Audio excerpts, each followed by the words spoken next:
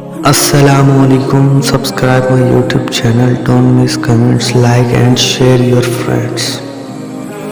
बिस्मिल्लाहिर्रहमानिर्रहीम।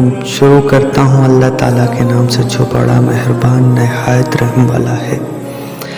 कुल आऊज़ु बिल फलक, आप कह दीजिए कि मैं सुबह के रब की पनाह में आता हूँ। मिन शर्रि मा खलक, हर उस चीज़ के शर से जो उसने पैदा की है। वमिन शर्रि गासिकिन इज़ा वक़ब, और अंधेरी रात की तारीकी के शर से जब उसका अंधेरा फैल जाए। वमिन शर्रि नफ़्फ़ासाति फ़िल उक़द, और घरौ लगाकर उनमें फूंकने वालियों के शर से भी।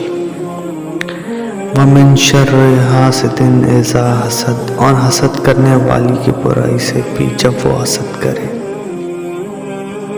कुरान करीम की ये आखिरी दो सूरतें मुआज़्ज़ीन कहलाती हैं। ये दोनों सूरतें उस वक्त नाजिल हुई थी जब कुछ यहूदियों ने हुज़ूर अक़दस सल्लल्लाहु अलैहि वसल्लम पर जादू करने की कोशिश की थी और उसके कुछ असरात आप पर ज़ाहिर हुए थे। इन सूरतों में आपको जादू टोने से हिफाजत के लिए इन अल्फाज में अल्लाह ताला की पनाह मांगने की तलकीन फरमाई गई है और कई अहदीस से साबित है कि इन सूरतों की तिलावत और उनसे दम करना जादू के असरात दूर करने के लिए बेहतरीन अमल है। और हुज़ूर नबी करीम सल्लल्लाहु अलैहि वसल्लम रात को सोने से पहले इन सूरतों की तिलावत करके अपने मुबारक हाथों पर दम करते और फिर उन हाथों को पूरे जिस्म पर फेर लेते थे।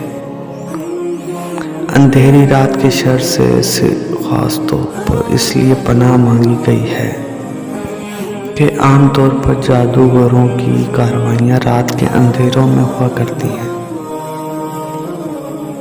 जानों के लफ्ज़ में मुराद ये है कि मर्द और औरत दोनों दाखिल हैं। जादूगर मर्द हो या औरत धागे के कुंड बनाकर उसमें गिरोहें लगाते हैं और उन पर कुछ पढ़ कर फूंकते रहते हैं। उनके शर से पनाह मांगी गई है।